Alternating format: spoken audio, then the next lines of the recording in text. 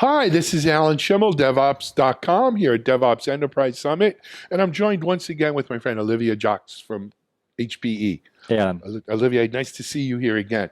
So we've spoken about what you presented yesterday. We've spoken about HPE, but we're going to spend some time now talking about ChatOps, which I've come to find out is something near and dear to you as well. It is actually this is really something that fascinates me. And just maybe a little bit about the story, right? So back in 2014, we have this DevOps pilot that we are trying to put together and make a difference. And then the first thing we wanted to do was to assess how we were working and where were the opportunities to do better. So we sat down with each and every people of the silos, right? Change management, security, escalation, dev, test.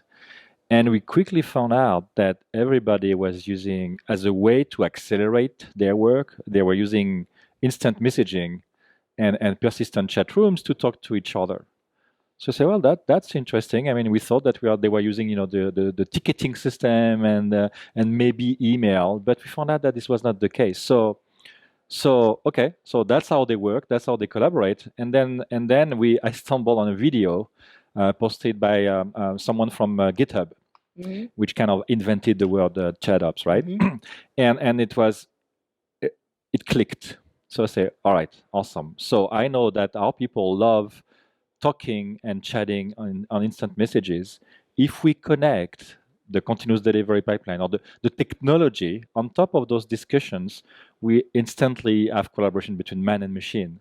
And it's been really interesting as a journey. Really? So let's first talk a little bit about what tools you're using, and then we'll talk about what some of the results you've seen are. All right. Yeah. Fair so enough. let's talk about tooling. So the first thing that you need is a chat platform that basically persistent chat, right? So that when you jump in the room, in this chat room, you can find what happened yesterday or that night where you were not there, and also something where you can connect bots that are going to interact, right? So you want bots, you want notifications. Bots, people, all different stuff. Exactly, and you want to be able to interact with bots. So for the chat rooms, there are lots of solutions out there. Slack is obviously a very, very big player. Slack is probably one of the biggest ones, the Atlassian product. Atlassian HipChat, Campfire. You can do ChatOps with IRC. Right? I mean, I've been doing IRC for Right, that's the granddaddy. Me too. Right. It's kind of the poor man's version, though. But but you know what? You mentioned poor. We might as well talk price. None of these products are prohibitively expensive. I mean, even Slack is relatively cheap. You pay per user if you go over a certain amount or whatever. And I mean, we use it internally at DevOps.com, and it's not a big. And that's item. the thing. So we are looking at opportunities to do things differently and to optimize. And we found, okay, we know that chat is going to be something important, ChatOps. And we are like, it's kind of a cheap thing to do, but the results that we got out of that is kind of amazing. We were wondering how we are going to structure and reorganize to do DevOps, right? We are looking about all of the things, awesome things that Spotify is doing with the tribes kind of concept and the teams, pizza team with Amazon Web Services. But for us, it was like kind of out of reach. We didn't know what to ask to our CIO, right? So by throwing ChatOps at each and every team, DevOps teams, what we got is that instantly people from dev, from ops, from security were able to collaborate and communicate very, very effectively and do that in connection with the system. So it's kind of a cheap reorg, talking about price. So you get the effect of a reorg, but without the stress on people, the change management aspect. So it's kind of very interesting. So Olivier, I'm going to give you my experiences with this as well. I'm going to turn the table on you a little bit. Originally, and I, as we spoke offhand, I've spoken to Jason Hand at VictorOps about awesome ChatOps, and we've had some other ChatOps articles and content on DevOps.com. Some people say, "Oh, this is going to replace email." And when I first looked at it, I said, yes, this is going to be much speedier than email, and it's going to replace email. But what I've come to understand is it doesn't replace email. Email is still email, and there are still certain things you want to use email for. But there are just some things where email's not optimum for. And ChatOps is. So, Alan, I think it's very interesting. the first reaction very often when we give ChatOps to a teams, they say yet another communication tool. So it's like, oh no, I don't Yeah. need that.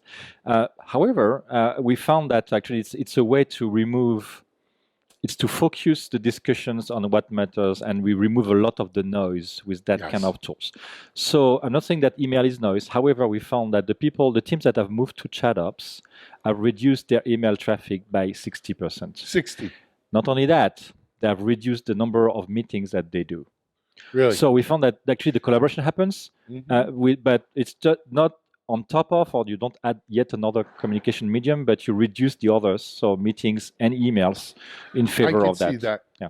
But and again, for people in our audience who maybe haven't used ChatOps stuff, the person-to-person communication is only a piece of this. It's the bot communication. It's the API integrations that really, I think, bring the value to it. And, we look at a HipChat, or we look at a Slack tool, the kinds of, look, we're a small organization, right? But we use Salesforce, and we use Trello, and we use, I'm forgetting the fourth thing we use, it's important, HubSpot. For our marketing, some of the inbound marketing stuff. And, the idea that we can, and then we have a WordPress back end with all of this is integrated into our Slack, and the flow comes in, and then you can divvy it up by chat rooms, right? This is engineering, this is sales, this is finance, Florida team, Colorado team, all of these kind of ways of organizing. It really becomes powerful. Exactly. The bots, the connection to the systems is what makes it very, very interesting. And this is something you don't have with emails. No. This is something you do not get with meetings, actually. So that's exactly the power. And what I really like about it is that I was talking to my VP of Human Resources. And I was saying to her, we are sharing a little bit about DevOps, and she doesn't, it's not something she's connected every day to, right? But the moment I connected, I was talking about ChatOps. I could see the light bulbs all over the place because I think she understood, and we had the discussion afterwards, but she understood that it was a mean for the people, for the human capital, to really connect and take advantage of the tools that we, right. That's expose. Exactly it. So the last thing I would say, though, is that one of the danger is that ChatOps needs to be secure. There is a number of things that we can do relatively easily, but we also need to make sure that the right people can do the right things, and this is not something that can be compromised, right? We are talking about security before. So it's a challenge I see. I think there are ways to solve it, but it's still something that it's very new as well as the concept, but it's going to be there. But it's one of my big concern, security. So it is, and security is always a concern, and it should be. Yeah.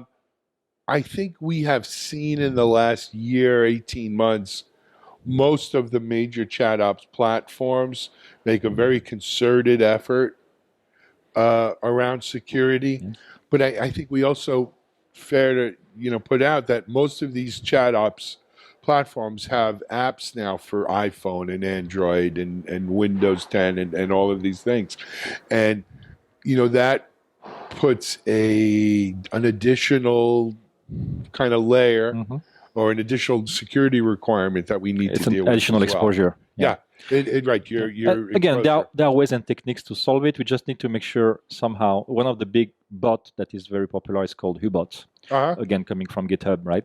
And it has some of the layers have been enabled to actually make it way more secure. So it's just we can reach security and be totally in control. We just need to make sure we do the right thing and we enable that for everybody.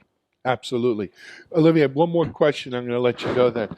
So obviously, HPE, you guys are using this internally. Oh, yeah.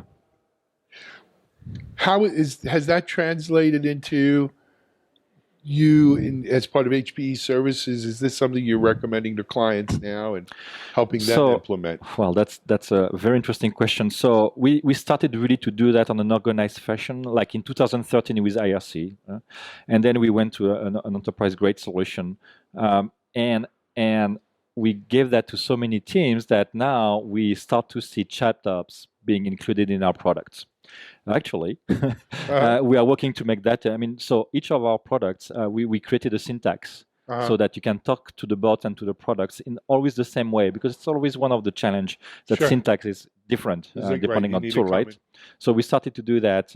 We have integrated all of our tools, all of our products that we sell to customers. So it's not that I really love the fact that something that is coming from inside practice, shines in the products and ends up being something that are enabled for our Hewlett-Packard Enterprise customers. Fantastic.